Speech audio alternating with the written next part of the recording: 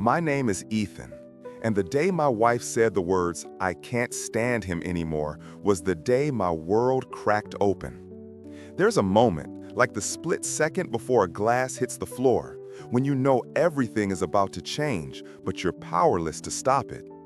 That was me, standing in the kitchen, the hum of the refrigerator drowning out my pulse as I watched Rachel, the woman I'd loved for 19 years, turn away from me like I was a stranger. She didn't know I heard it. She was on the phone with her sister, voice hushed but sharp. I was supposed to be at work, but I'd come home early, the scent of rain on my jacket and a half-eaten granola bar in my pocket. I stood in the hallway, frozen, listening as she said it again, quieter this time.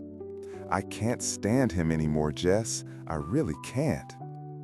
That was the first hook. The moment I realized things weren't just bad, they were terminal. In the weeks that followed, I tried to ignore the chill that settled between us. I'd always been good at denial.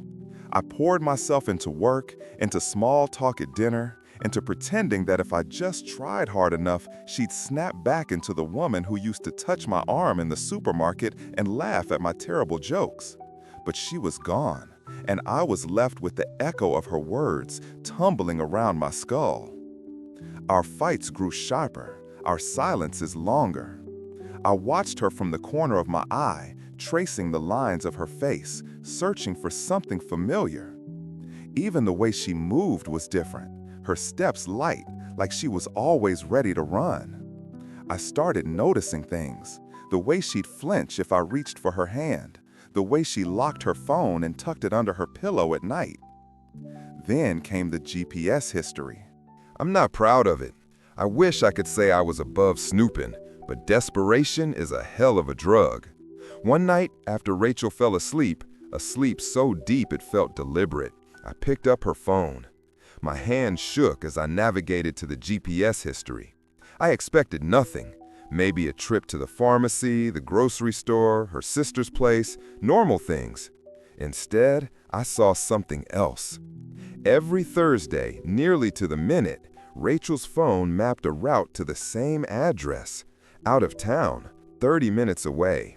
Always at 6:30 p.m., always the same house.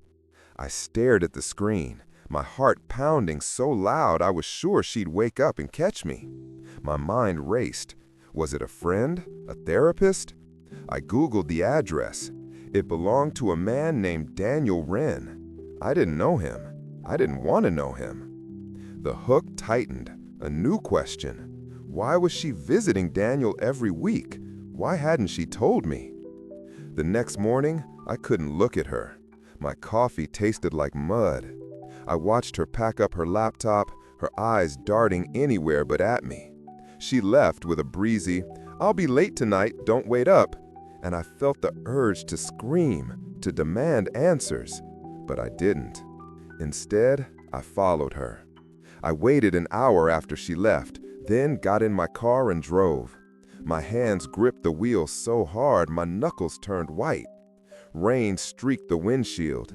I replayed every conversation, every moment when she'd seemed distant, every time she'd turned away from me in bed. The address was a small blue house on the edge of a quiet neighborhood. I parked down the block and watched as Rachel pulled into the driveway, her car familiar but suddenly foreign. She got out, checked her hair in the mirror, and walked to the door. Daniel answered, a tall man, salt and pepper hair, a smile that flashed too easily. They hugged. Not the casual hug of old friends, but something deeper. I felt my stomach twist. I'd seen that hug before, years ago, at our wedding. The way she melted into him, the way his hands lingered on her back. I should have left. I should have driven home, confronted her, demanded the truth. Instead, I sat there, rain drumming on the roof, watching my marriage unravel. When she came home that night, I pretended to be asleep. She showered. I listened to the water run, listened to her feet on the tile. She crawled into bed, her breath steady, her body inches from mine, but galaxies away. Days passed. I became obsessed with the GPS history. Every Thursday she went back. Every Thursday she lied. I started to unravel. Then, one Thursday, I decided not to follow. I decided to vanish. I left a note on the kitchen table. I know. That was all. I packed a bag, a few shirts, my laptop, the photo of us from our honeymoon in Greece. I drove north, no destination in mind, just the need to escape the suffocating air of our house. For the first time in years, I felt alive. I stayed in cheap motels, ate greasy diner food, wandered through towns where no one knew my name. I thought about Rachel, about Daniel, about the ways people drift apart and the lies we tell ourselves to survive. I called in sick to work. I ignored my phone. I spent hours staring at the ocean, letting the salt and wind strip away everything that wasn't real. But the story wasn't done with me. On the third night, my phone buzzed. Rachel. I let it ring. Then a message. Where are you? Another. Please, I need to talk. I didn't answer. The next morning, another message. I'm sorry. I need you. Come home. I drove back, my heart in my throat. I imagined every possible conversation, every possible ending. Would she confess? Would she beg me to forgive her? Or would she scream, blame me, tell me I was the reason she strayed? When I walked in, the house was silent. Rachel sat at the kitchen table, the note still in her hand. She looked up, her eyes rimmed red. I'm sorry, she said. I'm so sorry. I sat across from her, the space between us thick with ghosts. She told me everything. Daniel was an old friend, someone she'd reconnected with after a chance encounter at a coffee shop. It started innocently, talks about life, about regrets, about the ways we lose ourselves in marriage. But it grew. She felt seen, understood. She felt alive in a way she hadn't in years. She cried as she spoke, her words stumbling over themselves. She said she never meant to hurt me, that she'd felt trapped, invisible. She said she loved me, but she didn't know how to be with me anymore. I listened. I wanted to scream, to throw something, to collapse. Instead, I asked her if she was still seeing him. She nodded. I ended it. When you left, I realized what I was doing. I realized I was losing you. I didn't know what to say. My mind raced. Was she telling the truth? Was this another lie? But I saw the pain in her face, the regret. I saw the woman I'd loved, broken and raw. We talked for hours. We told the truth, ugly and sharp. She told me she'd felt lonely for years, that she'd resented the way I threw myself into work, the way I shut down when things got hard. I told her how lost I'd felt, how betrayed, how small. We made a pact. No more secrets, no more silence. It wouldn't be easy. Nothing worth saving ever is. We went to therapy. We fought, we cried, we laughed at the absurdity of trying to rebuild something so shattered. We learned to be honest, to say what we felt, even when it hurt. There were days I hated her. There were days she hated me. But slowly, the cracks in our marriage became seams, flawed but strong. One night, months later, Rachel reached for my hand in bed. Her touch was hesitant but real. She whispered, I'm still here. I want to try. So did I. We're not perfect. We never will be. But we're here. Two people, scarred and stumbling, trying to love each other anyway. If you made it this far, I'd love to hear your thoughts. Like, comment, or subscribe if you want more stories like this. I'd like to say everything got easier after that night, but the truth is, healing comes in jagged lines, not gentle curves. Some mornings, Rachel and I would wake up tangled together in a softness I thought was lost forever. Other times, we'd find ourselves circling old wounds, each of us raw and trembling, fumbling for the words that might stitch us back together. It was in the little things that the real work happened. I started cooking dinner twice a week, even though my attempts at risotto were a running joke.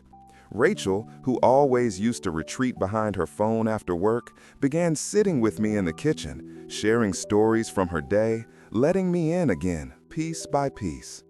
But trust is a strange animal. It doesn't return just because you ask. One night, as we sat on the couch, Rachel's phone buzzed with a text. She flipped it over, face down. Instinctively, my chest tightened. She saw me watching. "It's just Nora," she said, voice too bright. But I could see the flicker of guilt, or maybe just fear, in her eyes. The silence stretched between us. I cleared my throat. "I want to believe you," I said, "but I'm still scared." She nodded, her shoulders curling in. Me too. We made a rule, radical transparency. Passwords shared, calendars open, no more secrets. It felt childish at first, almost humiliating, but it was also freeing. There's a strange relief in no longer having anything to hide, even the ugly parts. Therapy helped, or maybe it just hurt in more productive ways. We'd sit across from Dr. Rowe, our couples therapist, unraveling years of resentment and misunderstanding. Rachel confessed to feeling invisible, like a ghost in her own house. I admitted how often I'd numbed myself with work, how I'd let my ambition swallow us whole. "I was lonely," she said one afternoon, voice brittle as glass. It wasn't about him. It was about feeling alive, feeling seen. I wanted to argue, to point out all the ways she could have come to me, but I didn't. Dr. Rowe told me to listen, really listen, and it was harder than I'd imagined. Sometimes I'd leave those sessions so angry I'd drive around for hours, radio off, just letting the city lights blur past. But something shifted.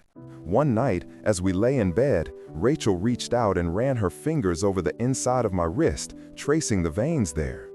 "I missed this," she whispered. "I missed you." I let myself believe her, just for a moment. But the past has a way of echoing. One Saturday, a few months into our fragile truce, I was cleaning out the glove compartment of Rachel's car when I found a slip of paper, a receipt from a cafe across town, dated 2 weeks earlier. My stomach twisted. That address, the same one from the GPS history, the one that had started it all. I stared at the paper for a long time, my hands trembling. Rationally, I knew she could have gone there for a million reasons. But reason has never been the language of trauma. When I confronted her, she looked genuinely shocked. "I went there with Nora," she said. "We met for coffee. I can show you the texts." She did, scrolling through her phone, her hands steady. But inside I realized I might never feel fully safe again. I could choose to trust, to rebuild, but the certainty I'd once had, that innocent, unthinking faith, was gone. In therapy, I told Dr. Rowe about the receipt, about the panic that gripped me. He nodded. "Relapse is normal," he said, "not just for the betrayer, but for the one who's been betrayed. Your brain is wired to protect you from pain. Sometimes it overcorrects." Rachel squeezed my hand. "I'm sorry," she said. "I wish I could make it easier." So we learned to sit with discomfort, to let fear move through us without letting it take the wheel. We built routines, a weekly date night, check-ins every Sunday morning, even a shared journal where we could write things that were hard to say out loud. There were setbacks, arguments that flared over nothing and ended with both of us in tears. Nights when I couldn't sleep, haunted by images I couldn't banish. Days when Rachel would withdraw, lost in her own battle with guilt and shame. But there were victories too. The first time we went to a friend's dinner party and made it through the night without awkward glances or forced smiles. The weekend we drove to the coast and laughed until our sides hurt, rediscovering the private language we'd built over years together. I started to see her again, not just as the woman who'd hurt me, but as the person I'd fallen in love with. Flawed, yes, but so was I. We both were. One night, after a particularly brutal session in therapy, Rachel turned to me as we walked to the car. "I know you'll never see me the same way again," she said, voice thick. But I hope one day you can see me as more than just the sum of my mistakes." I took her hand. "I don't know if I'll ever forget," I whispered, "but I want to forgive. I want to move forward with you." Sometimes forgiveness isn't a lightning strike. It's a slow, stubborn flame that refuses to die, no matter how the wind howls. Rachel started volunteering at a local shelter. She needed to feel useful, to give something back. I threw myself into running, pounding out my anger and grief on the pavement, mile after mile. We learned how to argue without destroying each other. We learned how to apologize, really apologize, without excuses or deflection. We learned, most painfully, how to let go of the people we thought we were supposed to be and accept the messy, complicated people we actually were. It wasn't just about moving past the affair. It was about rebuilding our entire relationship from the ground up. We talked about everything: childhood wounds, unrealized dreams, secret fears. Sometimes these conversations left us raw and exposed, but they also brought us closer than we'd ever been before. 6 months after I came home, Rachel suggested we renew our vows. At first, I balked. Wasn't that just papering over the cracks? But she was insistent. "I want to choose you," she said, again, on purpose. We stood in our backyard, just the two of us, under the soft glow of string lights. Rachel wore a simple dress, her hair loose around her shoulders. I read vows I'd written the night before, hand shaking but heart steady. "I forgive you," I said, "and I promise to keep forgiving you every day, as long as we both try." She cried as she spoke her vows, voice trembling but strong. "I choose you, even on the hard days, especially on the hard days." We kissed, and for the first time in a long while, I felt like we were beginning something, not just surviving. But marriage isn't a fairy tale. There are still days when the old pain surfaces, when I catch her looking at her phone a little too long, or when she bristles at a simple question. The difference now is we talk about it. We don't let the silence fester. There was a moment, maybe a year after everything, when I realized I no longer checked her location history. The urge just faded, replaced by something quieter and more profound: acceptance. Rachel's affair will always be a part of our story, but it's not the whole story. We're writing new chapters now, messy, hopeful, and real. Looking back, I'm struck by how easy it would have been to walk away, to let the pain win. But I'm grateful we stayed, not because it was the easier path, but because it was the truest one for us. Sometimes, love isn't about falling, it's about staying. It's about choosing, again and again, even when it would be easier to run. If you found something of yourself in our story, or if you just want to share your own, I'd love to hear your thoughts. Like, comment, or subscribe for more stories like this. Rachel and I had weathered the first storm, the public confession, the tears, the tense silences. But if I'm honest, surviving the initial impact of her affair was only the beginning. The real work started after the dust settled, when the world went on spinning and we were left staring at each other across the kitchen table, wondering how two people so broken could ever be whole together again. The first few months felt like walking through a minefield. Every conversation was loaded, every gesture scrutinized, every absence a trigger. I'd catch myself glancing at her phone screen, searching for clues. Sometimes I'd hear the phantom sound of a text alert and my heart would stutter. She noticed, of course. How could she not? There was a new tension in the air, thick as humidity before a storm. We tried to build routines, small, consistent gestures meant to reconnect us. I'd send her a text at noon. "How's your day?" She'd reply with a photo from her lunch break or a quick "miss you." At night, we started walking through the neighborhood, the hush of dusk wrapping around us. Sometimes we'd talk, sometimes we'd walk in silence, but the act itself became a kind of ritual, a promise to show up for each other day after day. One evening, as we walked beneath the streetlights, Rachel stopped abruptly and turned to me. "I know you're still watching me," she said. Her voice was gentle, but there was pain there too. I didn't deny it. I'm trying not to, I admitted, but some days it's harder than others. She nodded, squeezing my hand. I want you to know everything. If you need to ask, ask. If you want to see my phone, I'll show you. It was an olive branch, and I took it. Transparency became our lifeline. She shared her passwords, let me scroll through her messages if I needed to. The first few times felt awkward, invasive, like reading someone's diary. But we both understood why it mattered. We agreed to check in emotionally, too. Every night before bed, we'd ask, "How are you feeling?" and answer honestly, even when the answer was ugly. There were days I felt nothing but anger. Sometimes it would flare up out of nowhere, sparked by a random phrase or a memory. I'd snap, and Rachel would shrink back, her own guilt rising to meet my rage. We started seeing a therapist, a gentle woman named Marcia, who listened more than she spoke. In her office, we learned to use I statements, to speak from our own pain instead of blaming. "I feel anxious when I don't know where you are," I'd say. "I feel ashamed about what happened," Rachel would reply. One afternoon, Marcia gave us an exercise. Role play each other's day. Tell each other how it feels, from their perspective. I hesitated, but I agreed. I tried to imagine Rachel's guilt, her constant worry she'd break me again.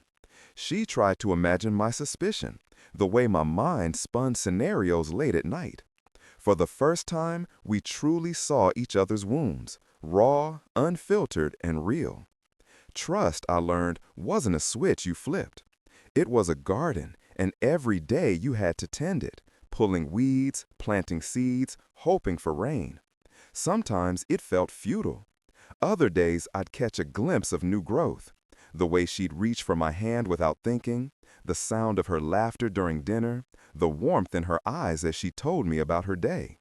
Still, there were setbacks. One evening, I came home late from work and found Rachel in the kitchen, her face pale and tense. There was a message on her phone from an unknown number, a simple, "Hey." My stomach dropped. I asked her, point blank, "Who's texting you?" She showed me the screen. It was a group text from her old college friends, planning a reunion. My suspicion hurt her, I could see it. But instead of shutting down, she said, "I get why you're worried. I would be too." Each time we faced a moment like that, we tried to build something new, a habit of honesty, a willingness to be vulnerable. We started a trust jar on the mantle, a plain glass jar where we dropped notes about small moments of trust. Rachel told me about a stressful client. I shared my fear about tonight's dinner. Over time, the jar filled up, a visible reminder that trust was growing, even when it felt slow. Our therapist encouraged us to create safe spaces for hard conversations. We'd set aside 20 minutes every day to talk about anything: work, hopes, fears, the affair. Some nights, Rachel would cry, her voice trembling as she admitted how ashamed she still felt. Other nights, I'd admit how scared I was to let my guard down. The point wasn't to fix each other, but to listen, really listen without judgment. Gradually, intimacy returned. It wasn't the wild, easy passion of our early years, but something deeper: tenderness, patience, a willingness to be present even when it hurt. We cooked together, holding hands at the stove. We spent quiet mornings reading side by side. Rachel started leaving notes for me on the bathroom mirror, little reminders that she loved me, that she was here. One Saturday, we drove to a nearby town for the day, wandering through antique shops and old bookstores. For the first time since the affair, I caught myself laughing easily, the shadow between us thinning. On the drive home, Rachel reached across the console and squeezed my knee. "We're getting better," she said, almost surprised. "I think we are," I replied. And it was true. We were, slowly, painfully, building something new. But the GPS history, the memory of those weekly visits, still haunted me. Sometimes I'd wake in the middle of the night, the image of that address flashing through my mind. I wondered what she'd felt walking up those steps, whether she thought of me at all. In therapy, I voiced my fear. How do I know it won't happen again? Marcia answered, "You don't. You never will. Not completely, but you can choose to trust a little more each day. That's the only way forward. It was a hard truth, but a necessary one. Trust wasn't certainty. It was risk, vulnerability, the willingness to believe in tomorrow. Rachel and I started making new memories at the places that once felt tainted. We went out for dinner at a restaurant near that old address, reclaiming the space for ourselves. It was awkward at first, but it helped. Each shared experience another stitch in the fabric of our healing. We decided to take a trip, just the two of us, no distractions. We drove north to the mountains, rented a cabin, and spent a week hiking, reading, talking. One night, sitting by the fire, Rachel said, "I wish I could erase what I did, but I can't. All I can do is love you better now." I looked at her, really looked. "That's enough," I said, and I meant it. We returned home changed, softer with each other, more willing to forgive. The old pain didn't vanish, but it stopped controlling us. I started to trust her again, not because I'd forgotten, but because I'd chosen to move forward. Our life became a series of small choices, choosing honesty over secrecy, choosing kindness over resentment, choosing hope over fear. We met with our therapist weekly, worked through the inevitable setbacks, celebrated the tiny victories. One evening, Rachel surprised me with dinner on the porch. As the sun set, she took my hand and said, "I know you're still scared. So am I. But I'm here, and I want this." I squeezed her hand. Me too. One day at a time.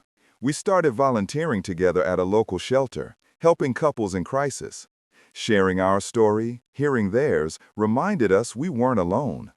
Everyone has scars. Everyone is looking for healing. The GPS history, that damning trail of visits, slowly lost its power. It became a chapter in our story, not the whole book. Years later, I found myself telling a friend about what happened. He asked, "How did you get past it?" I thought for a moment. We didn't get past it exactly. We went through it together. Every day, we choose each other, even when it's hard. Rachel and I are still together. Our marriage isn't perfect, but it's ours, bruised, battered, and fiercely loved. If our story means something to you, I'd love to hear your thoughts. Like, comment, or subscribe for more stories like this.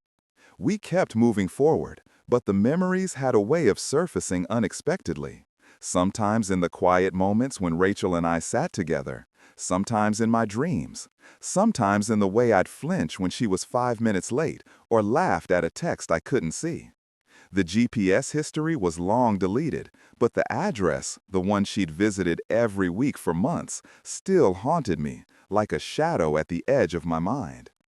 Therapy helped. Our counselor, a gentle woman with piercing eyes, told us healing would not be linear. Some days would feel like progress, others like we'd fallen back to the beginning. She warned us that the scars from infidelity might never fully disappear, but they could fade if we learned to live with them. I started noticing the subtle ways the betrayal had shaped my thoughts. I'd become hypervigilant without trying. A stranger's glance at Rachel in a cafe would send me spiraling, and sometimes not even the strongest reassurance could quiet the doubts. I read about post-infidelity stress disorder, the way it mimics PTSD, flashbacks, anxiety, depressions that settle in the bones. I recognized myself in those pages, and even more, I recognized Rachel's guilt in the way she touched my hand, as if she was waiting for me to let go. There were nights I'd wake up drenched in sweat, heart racing, dreaming I'd lost her again. Once, I found myself staring at our bedroom ceiling at 3 a.m., wondering if I'd ever truly trust her again. If I'd ever trust myself, my judgment, my ability to spot warning signs before they became disasters. Rachel felt it too. She confessed one morning that she'd begun blaming herself for everything, even my bad moods, even the weather. "I keep thinking, if I hadn't done this, things would be easier," she whispered, "but I know that's not fair to either of us." Our therapist said that's common, that internalized betrayal can erode self-esteem and distort the way you see yourself. She said healing meant learning to forgive, not just each other, but ourselves. We made it a practice to talk about our triggers. If I felt anxious, I'd tell Rachel instead of stewing in silence. If she felt guilt, she'd let me know. Sometimes the conversations were awkward and raw, but slowly, honesty became easier than hiding. The silence lost its power. I noticed other changes too. My body felt different. Tense shoulders, headaches that lingered, a constant fatigue. It turns out the long-term effects of infidelity aren't just emotional, but physical. Research links betrayal to chronic health problems, even years after the fact. I started jogging, not for fitness, but for peace. A way to outrun the anxiety, even for a few minutes. Rachel took up painting. Sometimes she'd sit on the porch with a canvas, and I'd watch the way the sun caught her hair, reminded that she was still the woman I'd fallen for, even if we'd both changed. We tried to rebuild intimacy, not just sex, but the smaller things, handwritten notes, inside jokes, shared meals. The first time we laughed together after the affair, really laughed, it felt like a miracle. We began to trust those moments, even if they were fleeting. There were setbacks, of course.